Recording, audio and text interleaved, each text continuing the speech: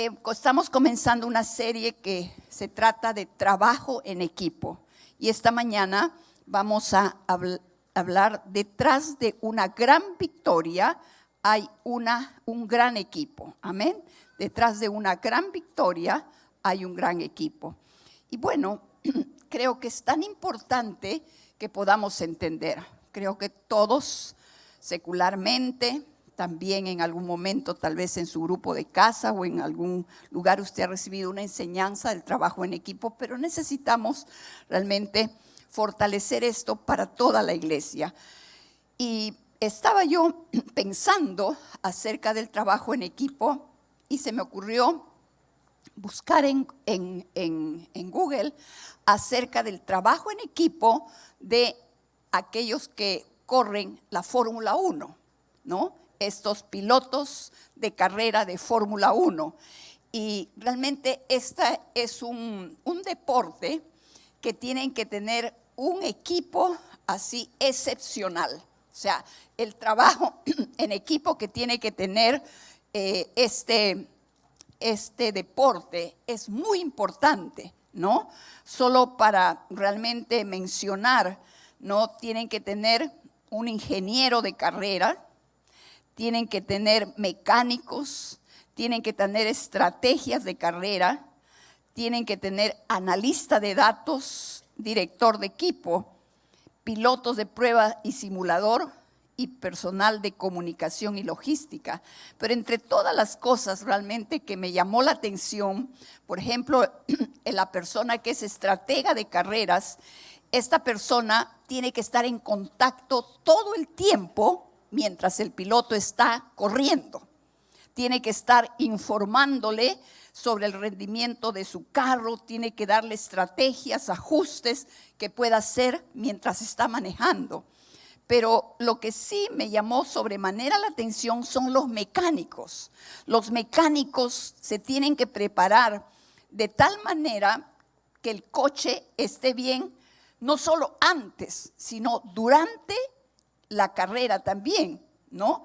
Entonces, y después de la carrera, o sea, estas personas son responsables de hacer los cambios de llantas. No sé, por ahí puse un videito cortísimo. O sea, ¿no? ¿Cómo tienen que hacer? Dice que estos cambios realmente máximo deben hacerlo en 2 o 3 segundos. Segundos, ¿ah? No minutos, segundos, ¿no? Entonces, dice que el récord ha sido haber hecho en 1.89 segundos, no sé en qué año. Pero entonces, para que vean que para que esos mecánicos hagan ese tipo de cambio de llantas o algún ajuste mecánico que necesite el carro, tienen que tener un entrenamiento todo el tiempo, seguramente con reloj, para decir, no, mucho, 3 mucho, 3.5 mucho, 2.5 mucho. Tienes que hacerlo en 2 segundos. Por eso ven, realmente pareciera que fuera muy rápido. Es que son apenas 2 segundos que deben de demorar en hacer el cambio, no de una llanta, de las 4 llantas, ¿no? Uno que no sabe cambiar llantas se demora ¿cuánto? 2 horas y todavía, ayúdame por favor, ¿no? Pero estos no. Entonces miren ustedes todas las personas que tienen que tener alrededor en el momento de la carrera. Entonces esto realmente habla mucho de lo que se necesita para poder realmente lograr un objetivo. Un director de equipo que coordina con todos para tomar decisiones importantes. Seguramente que en todos los deportes hay un trabajo en equipo. Hay un entrenador para el fútbol, un entrenador para el vóley, un entrenador para los que hacen natación, pero todo tiene que estar sincronizado. Pero realmente este deporte requiere un equipo, diríamos, muy complejo, o sea, necesita realmente mucho detalle de las personas. No es que, ese corredor es un trome, ¿no? Hace no sé cuántos por hora y solito, no. Él ha tenido que tener todo alguien detrás. Otro ejemplo que quiero darles, me acordé yo mientras preparaba esta enseñanza de una película que vimos hace años con los líderes hablando de equipo de el vuelo de los gansos, ¿no? Creo que la película es Volviendo a casa, algo así. Los gansos vuelan en nube, o sea, hay uno adelante y otros, todos van así. ¿Por qué es un trabajo en equipo esto? Porque este vuelo de los gansos realmente lo hacen así porque tienen que migrar. En el tiempo de invierno tienen que ir y volar muchos kilómetros. Entonces, ¿esto qué hace? Les permite optimizar su energía, porque el hecho que el otro esté volando hace que realmente aguante el aire que viene adelante.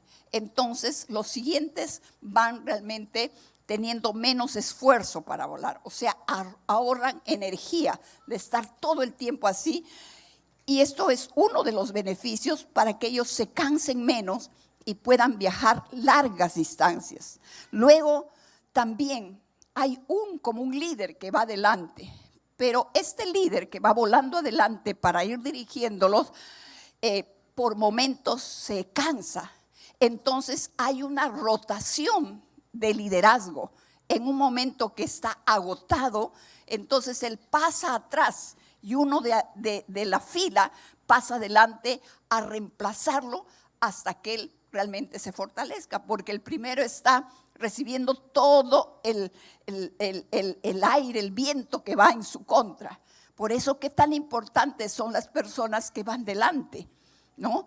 Un jefe de una empresa, el dueño de un negocio, el pastor, el líder, está recibiendo adelante todo la fuerza del enemigo con el propósito de desbaratar, de hacer caer, de tantas cosas, porque ese es el plan del enemigo. Pero acá hay un recambio de liderazgo por un momento. Luego también otra cosa que hacen los gansos, dice que mientras están volando, hacen sonidos, ¿no? Los gansos graznan, creo que es la palabra. Entonces están ellos haciendo así con el propósito de ¿qué? De alentarse unos a otros, van gritando. Esta semana cuando vaya usted al grupo de casa, empiece a hacer como el ganso, ¿ok? Eso va a significar, si no vino a la iglesia el domingo, va a decir, está mal. No, tú decir, no, que te estoy alentando, ¿no? Bueno, nosotros no vamos a hacer como el ganso, pero sí vas a ir a darle palabras de aliento, vas a darle un abrazo, vas a bendecirlo, vas a decirle qué bien te ves, vas a decirle tantas cosas. No le vas a decir, estás mal, tú no, creo que estás enfermo, no has dormido bien, ¿tienes problemas? No, tú anda con otra actitud, porque tú vas realmente a alentarlo. Y esto hacen los gansos cuando están en pleno vuelo, ¿no? Y otro punto que hacen ellos, que dice que cuando un ganso por A o B, un cazador y le llega un perdigón por ahí, o por A o B algo pasa en el vuelo, dice que se sale de la fila, pero dice que 2 gansos lo acompañan hasta tierra, hasta que se fortalezca para después volver. Miren, ese es Dios. Porque los animales se mueven por instinto. Ellos no han ido a recibir un curso de trabajo en equipo. ¿Ok? Entonces entendamos, miren realmente el corazón de nuestro Dios. Cómo estos animalitos realmente aprenden. Les decía en la mañana, veía hace poco, me gusta ver mucho esto de los animalitos. Cuando un elefantito nace, quiere pararse. Y viene la mamá con la trompa, ¿no? Quiere pararlo. Pero la mamá sola no puede y vienen todos alrededor de él, uno con una trompa, porque la trompa es la mano del elefante. ¿Tú te imaginas tener una mano así? Por eso cuando ellos van a comer, agarran así y se lo meten a la boca. Esa es su mano. Entonces tienen que venir varias manos, varias trompas para levantarle al elefantito hasta que ya se pone de pie. Entonces quiero que miremos cómo realmente es el corazón de nuestro Padre Celestial. hay un trabajo en equipo en esta naturaleza de los animales. Y entonces, por eso necesitamos en este tiempo, iglesia, que cada uno de nosotros, primeramente como matrimonio, seas un equipo. Con tu esposo, con tu esposa, que realmente tú le valores lo que él es, como es, que aporta. Es diferente que tú, completamente diferente. No vas a menospreciarlo, no vas a ningunearlo. Ay, tú no sabes nada, tú no haces. No, somos un equipo para que luego tus hijos también entren a ser parte del equipo. Entonces, este es nuestro primer equipo que debemos formar. Y si tu equipo en este tiempo está como fallando, entonces esta mañana pon atención para que puedas realmente corregir ciertas cosas. Cuando el corazón no está bien, todo lo negativo le ves a tu esposa, a tu esposo, a tus hijos. Que esto, que lo otro, todo. Pero debemos entender que realmente Dios nos ha llamado a ser equipo, ¿no? Si eres jefe, ¿no?, de una empresa, dueño de una empresa, de un negocio o algo, o estás en tu trabajo en una jefatura, en un lugar de responsabilidad donde tienes personas a cargo, realmente busca hacer equipo con ellos, ¿no? Anímalos, aliéntalos, sácalos adelante para poder realmente saber que también tú eres parte de un equipo de la empresa. Y entonces todos van a hacer, wow, esa área, qué bien funciona. Ese personal que está en ese lado, qué bien hace las cosas. ¿Por qué? Porque ha logrado hacer equipo. ¿Cuánto más en la iglesia? ¿Cuánto más en tu ministerio? ¿Cuánto más en tu grupo de casa? Busca realmente hacer equipo con ellos. Recuerda que Jesús tuvo sus 12 discípulos y realmente Él se encargó de llamar uno a uno. Pero escucha bien, no los llamó por sus habilidades sobresalientes, sino por su fe y su disposición a seguir el sueño del reino de Dios. Amén. ¿Por qué? Porque muchas veces nosotros miramos realmente el talento en las personas. Pero sabes, Dios siempre mira el corazón. Así como con David, miró el corazón. Y entonces de esta manera nosotros realmente tenemos que entender, ¿para qué? Para que podamos valorar a las personas, para que podamos alentar a las personas en su fe y poder realmente seguir haciendo la obra del Señor. Entonces, cuando nosotros hablamos de trabajar en equipo, el propósito es realmente lograr que ellos entiendan y conozcan, hablando del ministerio, hablando del grupo de casa, entiendan el sueño de Dios. Y el sueño de Dios empieza con esto que hemos recordado en esta mañana. ¿Por qué Jesús murió en la cruz?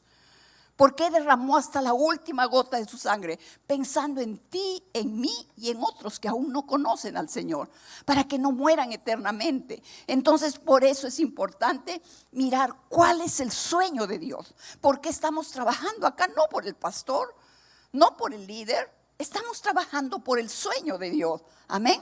Entonces, esto es importante. Hay un mismo propósito y tenemos que trabajar por una misma causa. Por eso, algo importante que siempre decimos, este es el único trabajo que no te van a despedir. ¿Ok? No nos van a decir, ya usted sacado, jubilado. No, acá no hay jubilación. Hasta el último día del aliento de tu vida, hasta ese día, tú puedes realmente seguir sirviendo al Señor. Amén. Entonces, por eso, dale gracias al Señor. Entonces, es importante que nosotros entendamos.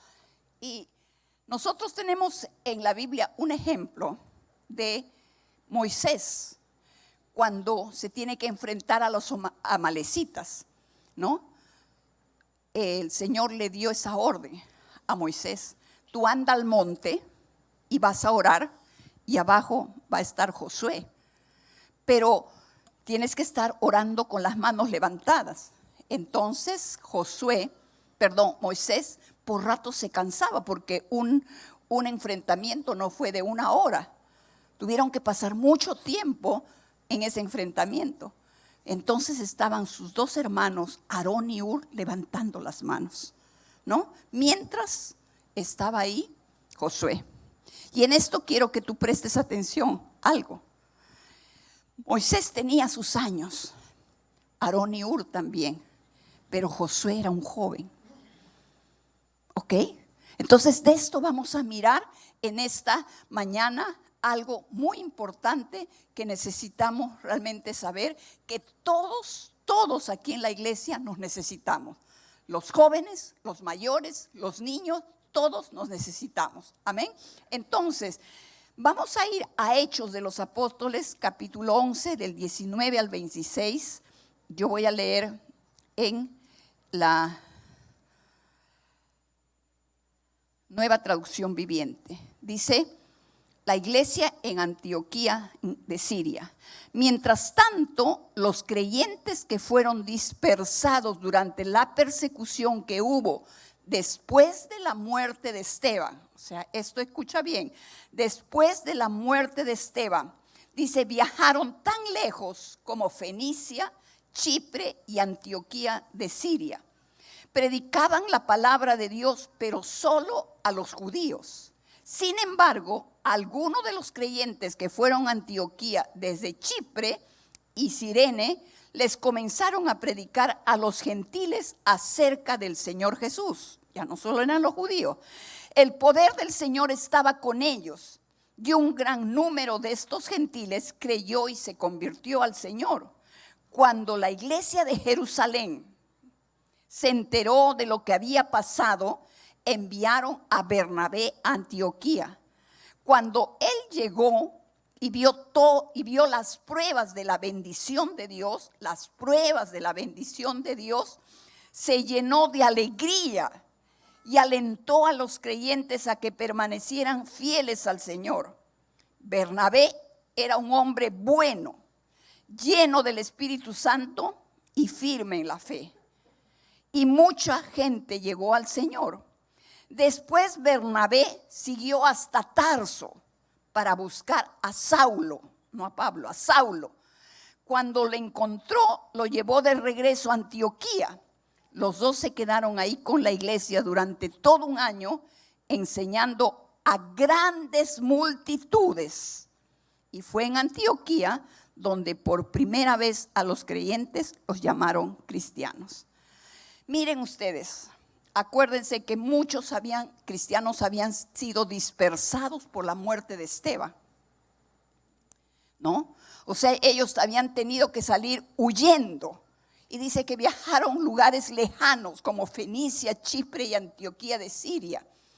Y entonces vemos acá nosotros realmente que de pronto en este lugar de Antioquía de Siria se produce como un despertar, ¿no? Los que habían llegado hasta ahí empezaron a predicar a los judíos solamente, pero luego dice que empezaron a predicar a los gentiles también.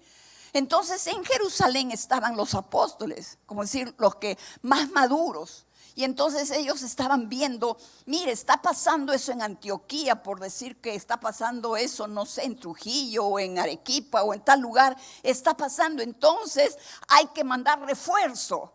Hay que mandar a alguien que pueda ayudarlos, fortalecer, afirmar a esa gente. Y entonces mandan a Bernabé. Y dice que Bernabé era un hombre bueno, lleno del Espíritu Santo y firme en la fe. O sea, mandaron a una persona madura, ¿no? Entonces, un hombre que sabía hacer las cosas bien, un hombre con excelencia, pero que también era lleno del Espíritu Santo y de poder.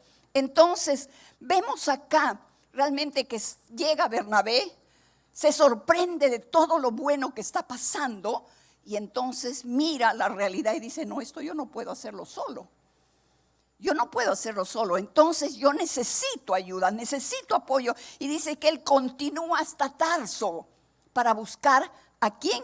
A Saulo, ¿no? Entonces es bueno mirar realmente esto, que es importante lo que hizo Bernabé.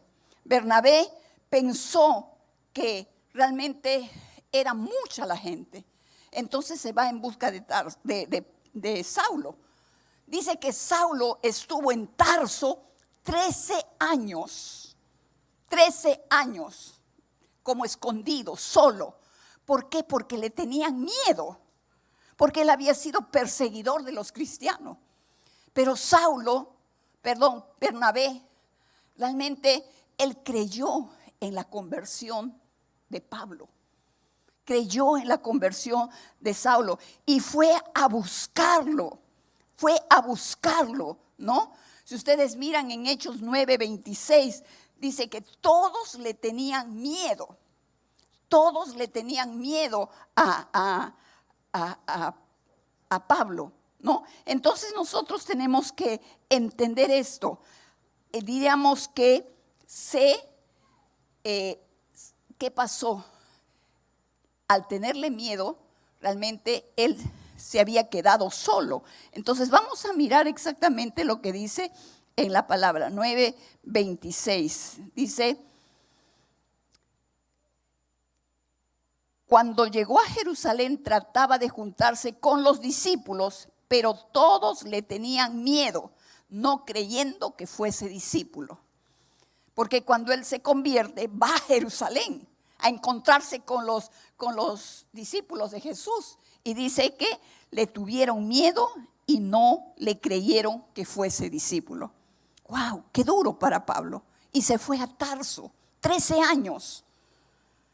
Pero Bernabé se acordó de él, dijo: esto no lo puedo hacer solo. Necesito un equipo, necesito una persona que me ayude. Y se fue a buscarlo. Entonces, Bernabé realmente, una persona que creyó en Pablo, creyó en Saulo. Matthew Henry, este historiador, dice que qué tan importante sacar una vela que está debajo de la mesa y ponerla encima. Una mesa que está alumbrando debajo de la mesa, es importante sacarla y ponerla ahí encima, porque va a alumbrar más. Y esto es lo que hizo Bernabé con Saulo. Lo sacó a la palestra. Ahora, todos sabían que Pablo era un erudito. Y cuánto más Bernabé. Sabía que era un hombre preparado.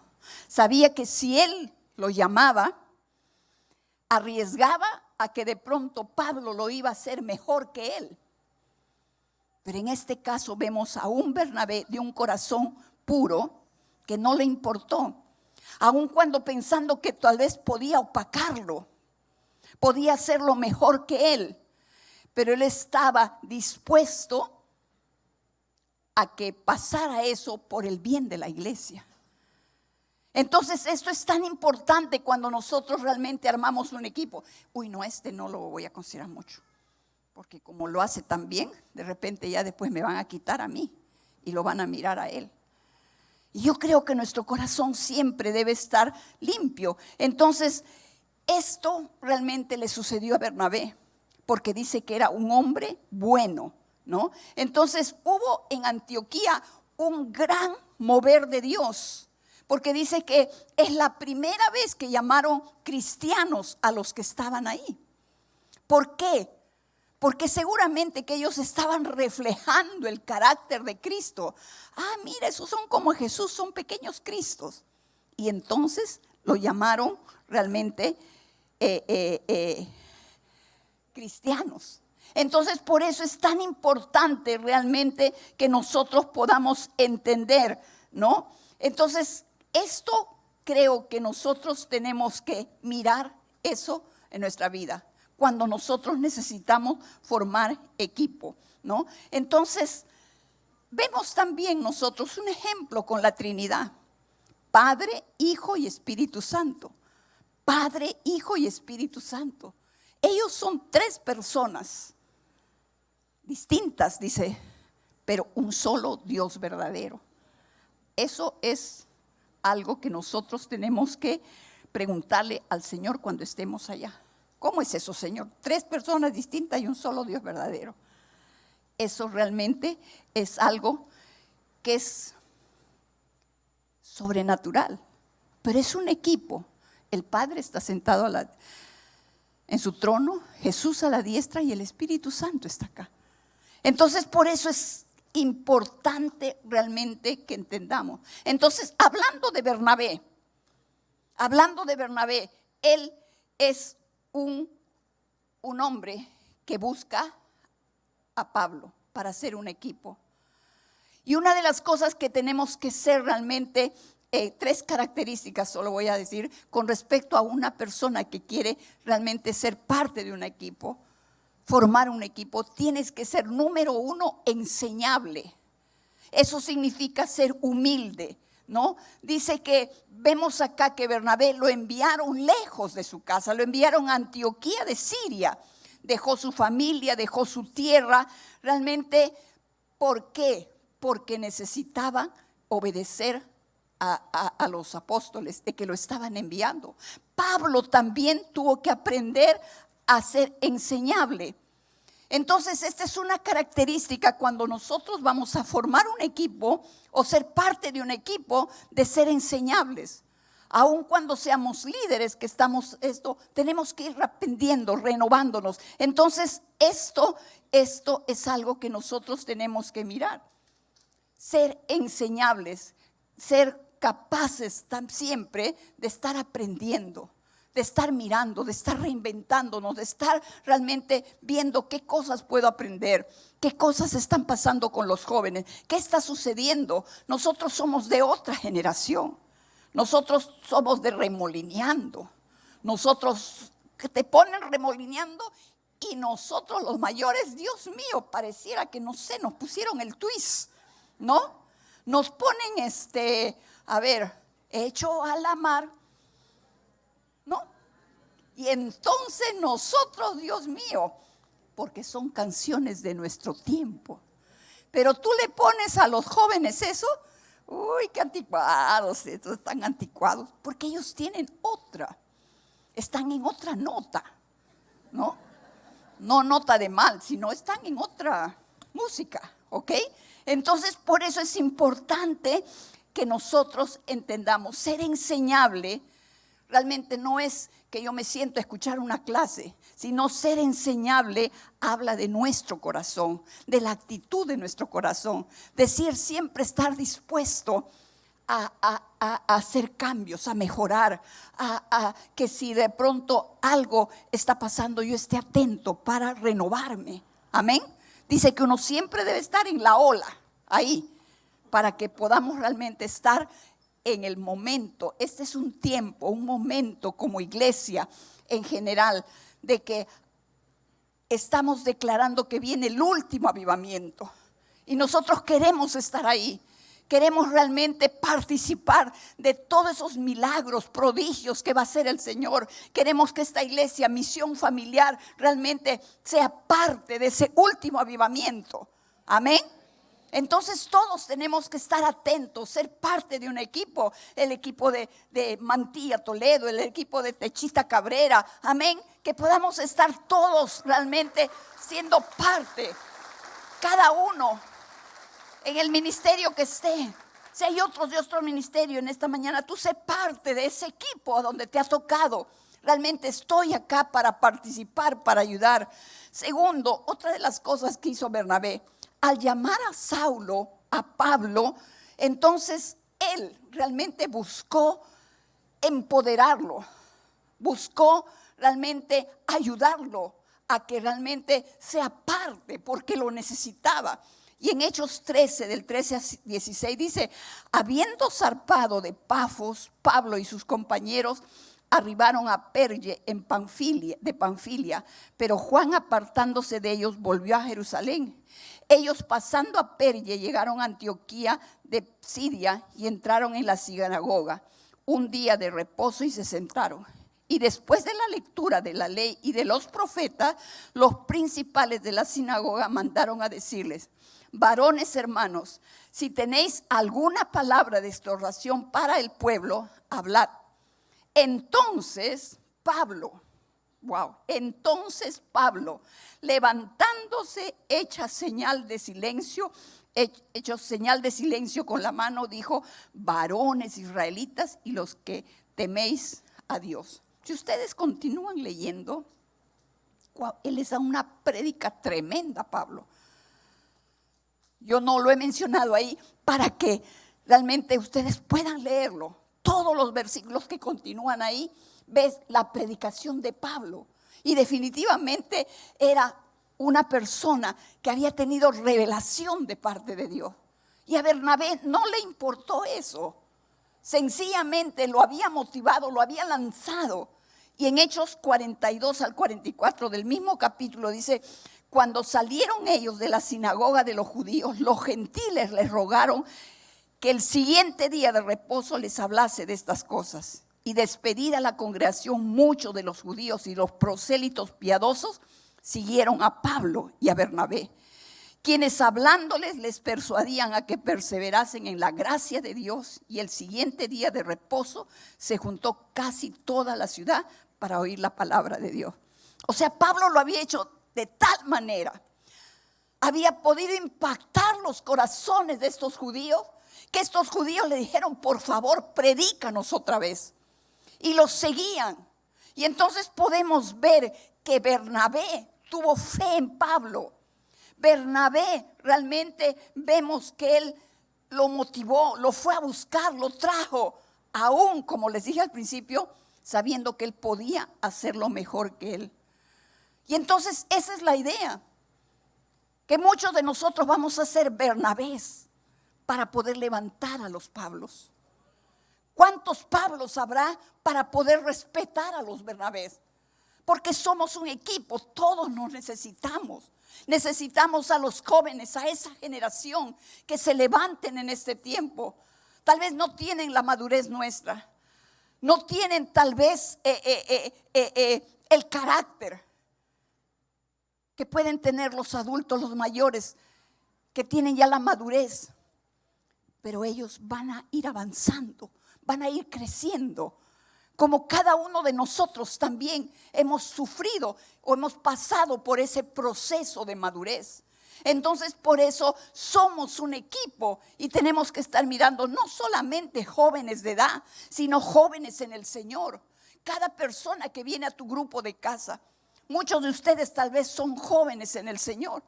El hermano Hernán, Anita, tienen como 40 años en el Señor, ¿no? Techita también, no sé, como 20 y tantos, 50, dice, no, ya no se cuenta. Nosotros también, pero nosotros tenemos que ayudar a aquellas personas que están nuevas en el Señor. Tienes 1, 2, 3 años en el Señor y queremos alentarte, queremos decirte: eres importante en el equipo, te necesitamos, tienes que prepararte, porque tú nos vas a ayudar a seguir realmente llevando la palabra a otras personas que nosotros no vamos a poder alcanzar. Amén. Dale un fuerte aplauso al Señor. Entonces dile a la persona de al lado, dile: te necesitamos. Amén. Te necesitamos y eres muy importante, ¿ok? Nadie acá puede decir que no lo necesitamos. En esta mañana, como pastora de la iglesia, yo te digo: te necesitamos. Urgentemente te necesitamos. Amén. No has venido para ser solo un oidor, sino has venido para ser un hacedor, para que nos ayudes en la cosecha. Amén. ¿Por qué? La palabra dice que los obreros son pocos. La mies está ya lista, pero nosotros los obreros somos pocos. Así es que tú eres parte realmente de aquellos que van a ayudarnos en la cosecha. Amén. Por eso vemos acá el caso, fuerte ese aplauso, dale al Señor. Cuando Jesús llamó a los 12, ellos no estaban perfectos. Cada uno tenía su, esto se discutía, ¿no? ¿Quién va a ser el mayor? ¿Quién se va a sentar a tu lado? Y estos estaban así. Pero Jesús lo llamó así, con todas sus faltantes, sus debilidades, porque Él no miró el momento, miró el final de ellos. Miró aún que Pedro lo iba a negar, pero aún así dijo: voy a confiar en ti. Entonces, por eso es importante. Tú puedes ver jovencitos, adolescentes, personas, y que tú le dices: realmente Dios tiene un propósito grande para ti. A mí cuando yo escribo en los cumpleaños para saludar, yo les digo, hay un propósito grande en tu vida. No porque son palabras, sino porque creo que Dios nos llamó a cada uno de nosotros con un propósito grande. Pero tú puedes ver, hay ciertas personas que con tal claridad tú disciernes y tú dices, Dios mío. Yo me acuerdo en la pandemia, habían unos niñitos que se levantaban temprano a la oración. Y entonces yo mandé que se memorizaran unos versículos en el grupo de jóvenes que hice. Y dije, 3 versículos me van a dar. Y estos jovencitos de 10 años realmente se aprendieron de memoria los versículos.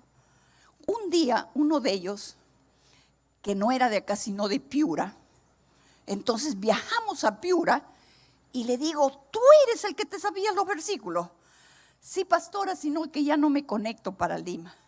Mira, lo pude ver personalmente y le dije, wow, tú tienes un llamado tremendo del Señor.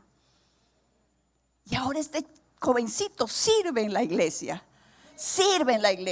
Un día, su papá todavía no llega a la iglesia. Y entonces su papá pasa por la calle y él estaba con los otros jóvenes con una pancarta en medio de la pista,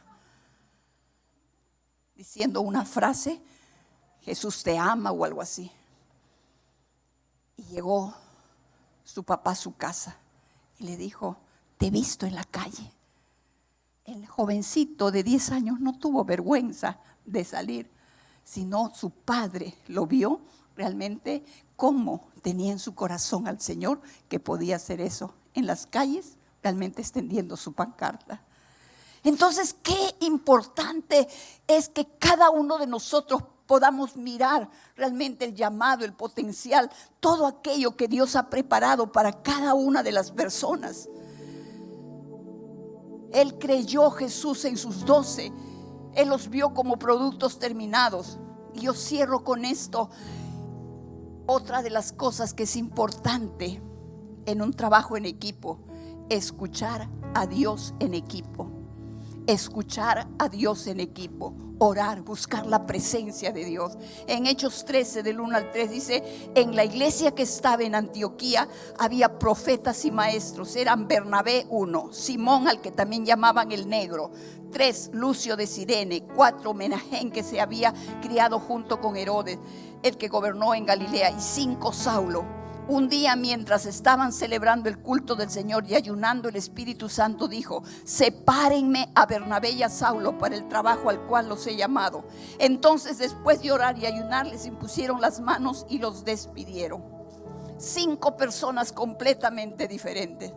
Un Bernabé, un Simón, un hombre de color, Lucio de Cirene, de otra cultura, Manajén, que creció en opulencia porque dice que había criado junto con Herodes, y un Saulo de Tarso. Todos diferentes, pero en un equipo, orando, buscando a Dios. Y Dios se manifestó y dijo, sepárenme a Pablo y Bernabé para que vayan al trabajo que yo les he llamado. Entonces tenemos realmente que entender, como familia tenemos que buscar tiempos de oración, tiempos juntos, para que Dios te hable, para que Dios te diga. Como matrimonio, busca al Señor juntos, como equipo, como grupo de casa. Estos tiempos de oración que se están teniendo en las calles, por Zoom, realmente Dios está haciendo algo completamente diferente. Estamos levantando altares en diferentes lugares, en diferentes zonas, en diferentes distritos, en diferentes ciudades y países, con el propósito que haya un derramamiento del Espíritu. Y si nosotros miramos que desde Antioquía fueron enviados muchos misioneros por el avivamiento que se desató ahí. Si bien es cierto, de Jerusalén salieron misioneros, pero salieron por la persecución que hubo por la muerte de Esteban. Pero en el caso de Antioquía salieron misioneros porque hubo un avivamiento que fue completamente diferente. Por eso, en medida que nosotros realmente podamos entender esto. Realmente Dios va a hacer cosas grandes. Hace muchos años realmente hubo un mover, un avivamiento en Misión Familiar Internacional, cuando salieron aquellos que se convirtieron en ese tiempo y salieron pastores para Arequipa, los pastores Montoya, los pastores José Guerrero, los pastores Juan y Jesús Valverde, salieron a diferentes lugares enviados. Y entonces tenemos que seguir creyendo de la obra preciosa que va a ser con Misión Familiar Internacional como equipo. Esperamos un año 2025 realmente lleno de la presencia de Dios, lleno del poder de Dios, esperando que el Señor va a hacer milagros, sanidades y prodigios, y va a ser realmente algo poderoso. Por eso es importante, amada iglesia, somos un equipo y únete al ministerio, únete al pastor, únete al líder principal y dile: quiero ser parte, quiero trabajar. Y como líderes principales, como pastores, necesitas mirar como miró Bernabé. No importa dónde esté tal persona, búscalo y realmente motívalo. Tú eres importante en esta iglesia, tú eres importante en este ministerio, tú eres importante en este equipo. Y así vemos cómo Moisés tuvo a su hermano Aarón Ure, su cuñado. ¿Ok? Y entonces podemos ver acá que ellos dos eran de otra generación, pero Josué era de otra generación. Moisés no tenía la fuerza para batallar en el campo de batalla físicamente, pero tenía la fortaleza espiritual para estar en la presencia de Dios. Josué tenía la fuerza física para pelear como un guerrero, pero todavía tal vez no tenía la fortaleza y la madurez para hacer frente a los poderes demoníacos y a los poderes de maldad del enemigo, a diferencia de Moisés y de Aarón y de Ur. Por eso, amada iglesia, todos nos necesitamos. Todos juntos somos un equipo.